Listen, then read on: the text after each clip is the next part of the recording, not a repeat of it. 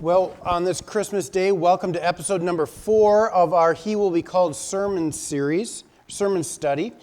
I want to start with a couple questions. You are one of 3 people right now that I'm speaking to. I'm speaking to online as well. One of 3 people. Either you are ending your Christmas celebrations right now. Are you ending your Christmas celebrations? Is this the end? Anybody ending them? Okay, we got some people this is the end of it, all right? We've already started it, maybe started it last night, and this is the end of it. How many are in the middle of it? We've started it, we've had plans, this is part of the plans, we got more plans to go, okay? That would be me, yep. I've done plans in the middle. How many of this is the kickoff? Are there any kickoffs? This is the kickoff, okay. You know, in our culture here in America, here in the States, it's kind of handy. You know, we have Christmas Eve, Christmas Day with 2 different sides of the family. It's kind of handy. We have a 2-day celebration usually going, you know, here in our customs where it's usually a 2-day celebration. Christmas Eve, Christmas Day, things go on. Here's another question. Does anybody in here work tomorrow? Today's Thursday. I mean, anybody going back to work? Yeah, isn't that something, right? Today is Christmas, right? Here we are in God's house, and it's Christmas, and all is calm and all is bright, and here we get to celebrate and get away from it all, and we get to have maybe special food, and tomorrow we're back at it. Life ramps back up like it's not Christmas anymore. And here we go. Let's do it. And isn't that the reality of it? Isn't that how it goes? Here we are at Christmas, and it is a holiday, right? It is a little vacation from real life, but no one ever seemed to tell real life that they need to take a vacation too. Because right now, those credit card bills, they have not taken a vacation. I hope I'm not the one that needs to tell you that those credit card bills are going to be there for you and be waiting for you. They're not taking a vacation. You maybe aren't going to see them in the mail today because the postman has taken a day off too, but they're still actively working. Your bills, your life, that sort of part of your life, that hasn't taken a vacation. That's still waiting for you. Your busy calendar, if you pick up your phone and look at your calendar, if you're working tomorrow, you're going to have stuff on your calendar. If you look at next week, guess what's going to be there? Stuff, life. Life is going to happen. Things are going to happen. And that's just sort of the trivial stuff. Let's talk about the heavier stuff that's still there. If you suffer from, mental illness, nobody told mental illness, anxiety, depression, things like that to take a vacation. That doesn't stop. That's still going to be there for you. If you have marriage issues, they rarely take a vacation like that. Probably not going to be, those will be waiting for you too. You know, if you've got other issues, if you have different diagnoses, those medical scares, those medical appointments that are there for you next week where the doctor says, I need to see you. No one told cancer that they need to take a break, right? That's all still there. That's all still waiting for you. We're here. We're here right now. We're here, and it's Christmas, and we're taking a break from it, celebrating. But the chaos out there is still awake, and still thriving, and is still waiting for us. And it ties in very well with the last part of our And He Will Be Called sermon series. Because you know what we never talk about when it comes to the Christmas account? We always talk about the buildup. We always talk about the fact that Mary and Joseph had to make the long trek, right? They always had to make the long trek we would say from here to the border of Iowa. Here to Mankato, call it. They had to make a trek from here to Mankato. And it was just them, just the 2 of them. The unborn baby Jesus is in her womb. We never talk about the day after. They made the long trek, and you get the feeling they barely got there. There was no room at the inn. They had to go into the back. She gave birth to the baby Jesus, not with great medical care. They got through it. They probably had an amazing or an interesting night's sleep. They had some visitors from the shepherds. That would have been amazing. They never talk about what happened after that. The next time we see the Lord Jesus, he's getting circumcised 8 days later. They never talk about the trek back because they had to unwind and do everything now opposite. Except now they had a third party involved. The baby Jesus on the way there, he was hitching a ride inside Mary. Now he's a party. He's part of it. You see, Jesus didn't get to just snap his little baby fingers and teleport there. We needed a Savior to go through everything that we went through. So there was no easy rides for Jesus. So with that, there was no special help. There was no special angel. There was no wet nurse for Mary. There was no special manual for Mary. There was no one there to help her in some special way that anybody else would, which makes you think, what a blessing. How many of you have had children? It's okay. I'm not going to embarrass you. What a blessing to have a child if you've had a child in a hospital. I've been part of 2 babies being born. You don't realize how wonderful of a blessing it is until you really think about it. Let's just, I'm not going to embarrass you. I'll try to name some of the blessings. If I miss some, call some out. It's Christmas. We always say, I tried to get some sleep, but the nurses would come in and they would wake me up every 2 hours. Okay, that's fine. What a blessing to have nurses come in and check on you, right? Check on your health. Check on your blood pressure. See how you're doing. See how your health is, right? Nurses would come in and ask you what you want to eat for breakfast. Your meals are served for you in a hospital. That is after you have a delivery team. That is after you have a highly skilled surgeon and a highly skilled doctor come in to make sure that it is done, to make sure that that baby is healthy, and have a team of experts look over that baby. If anything happens to that baby, you have experts at the ready for things to happen. Not only that, but then you have a latching coach. And if you don't know what that is, ask someone to your left or right, and they'll tell you what that is. You have a nurse that will help you to see how you're doing mentally.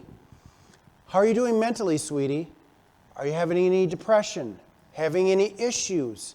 There'll be someone coming in to talk to you about that. You'll have someone come in asking you, how are you? What kind of home life do you have? How are you financially? What am I missing? What are some other blessings that we have from hospitals? What are some other things? Am I missing anything? Let's say that's a list, right? What amazing things. We roll our eyes for these things because we want just a night's sleep. Mary had none of those things. Mary had none of those things. And now she has to make her way back with a brand new baby who she has to now figure out, how am I going to get this baby to eat? Who we've got to now make our way back and I can't get him to latch. Who I've got to now find a meal. Who I've now got to make our way through. Where are we going to sleep tonight?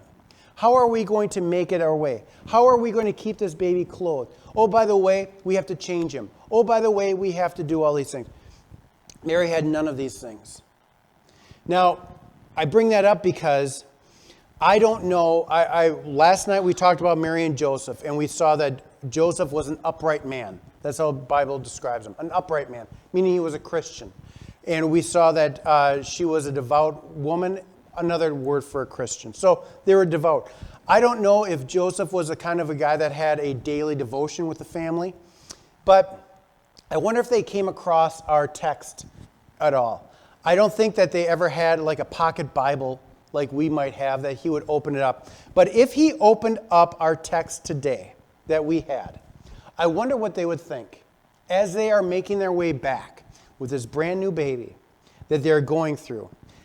And they would read these titles of this brand new baby that they are making their way through, that she is trying to figure out. Remember, Mom's not nearby. There are no latching nurses. There are no doctors. There is nobody there to help her except Joseph, who is making his way and trying to grope his way through just like she is. If he would have opened up, how funny would it be if he said, okay, let's take a look at the titles of this young man, this boy that we are going to raise, that was prophesied so long ago. Let's review the titles. Isaiah 9, verse 6. For unto us, Mary, unto the world, a child is born, which is true now. He's in our hands. To us a son is given, which is true now. We just had him born in a manger. The government will be on his shoulders, and he will be called Wonderful Counselor, Mighty God, Everlasting Father, Prince of Peace. Prince of Peace? This boy is going to bring peace into our lives? There's nothing peaceful about this so far. What's the opposite of peace? Chaos? There's been nothing but chaos that this boy has brought into our lives. From being asked to carry him because she is a virgin, to the gossip, to the issues that now brings. Plus we have to go back to the town. Plus we now are going to get married, and all of that's going to have all of its issues. Plus we're going to raise him. Plus we're going to not only raise him, we're going to raise the Son of God. What can we possibly teach him? How are we going to do that? Prince of Peace. Now let's look at it from our eyes. That was 2,000 years ago. Jesus has come into the world as the Prince of Peace. Has life been peaceful? Where has life been peaceful in this world? How has Jesus brought peace into our world? Is peace in this world right now? Doesn't seem like it, does it? So what does Isaiah mean? What is he talking about? If you're filling in blanks, which we offer usually on our worship folders, here is what it means. Peace. Peace is not the absence of chaos. See, that's what we think. Peace is not the absence of chaos. Peace is not a calm lake.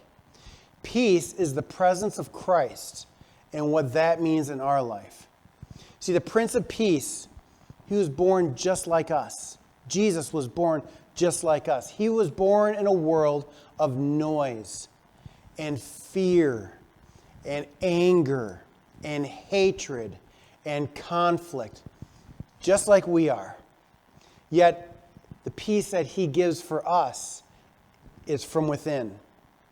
The peace that he offers us tells us that our life is calm from within. He does not, when Jesus comes, he doesn't wait for life to settle down. You notice when life is going on, the Roman rule is over his people. Life for Mary and Joseph is in chaos. He doesn't wait for life to settle down. He comes in, and with it, he brings and offers peace to his people, saying, it's going to be okay. The peace I offer you is not to rule and overcome this world. It is to overcome this world so that you can be citizens of heaven. That's the peace I offer you.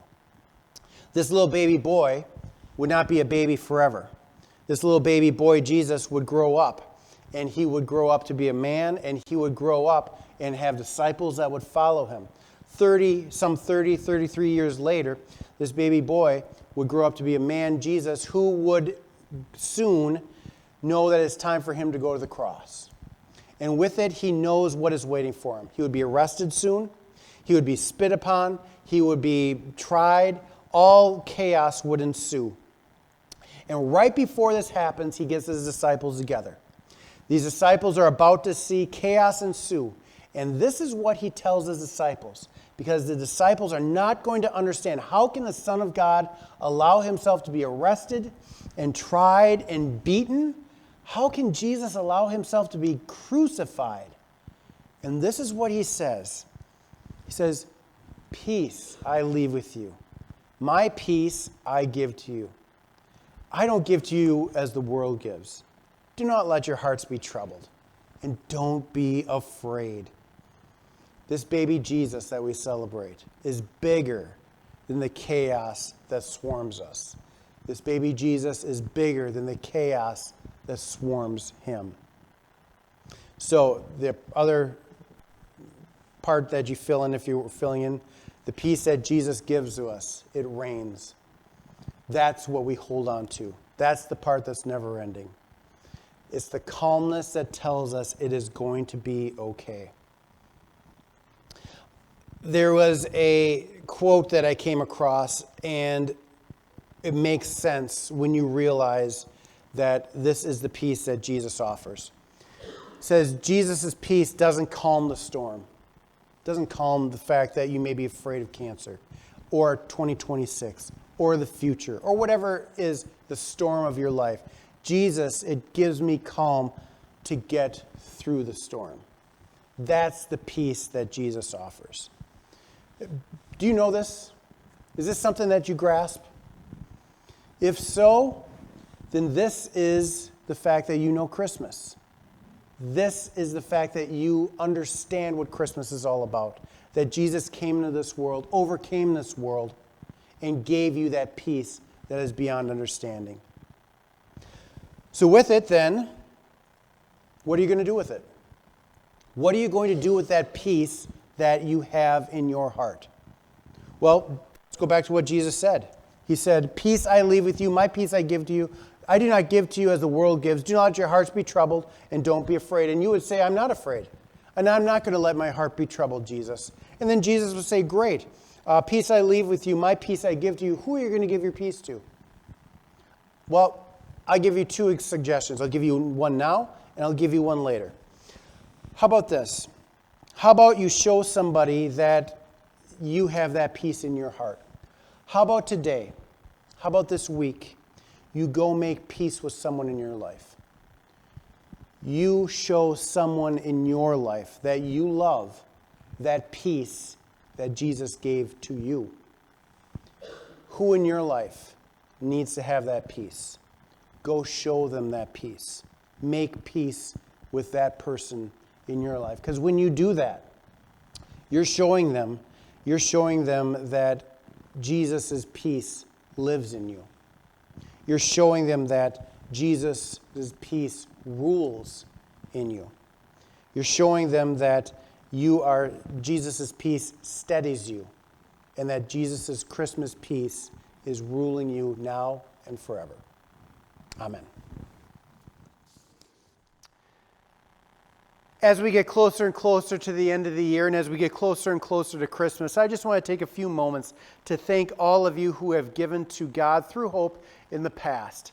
We have been able to do amazing things through your online contributions, and your online contributions are important and vital to the ministry that we have here, including being able to speak with you online like we're doing right now. Maybe as we get closer to the end of the year, it's time for you to give your year-end and your best gift, especially as we go into the next year. We want to be able to still be with you online and use technology, and your gifts to God through Hope allow us to do that. Perhaps now is the time for you to give your best gift. Look at the website below, and you'll be able to do that, or wait for the information after this so that you can see choices on how you can do that. Thank you for watching. Thank you for being a part of Hope. Blessings to you as we now look into Christmas and the new year.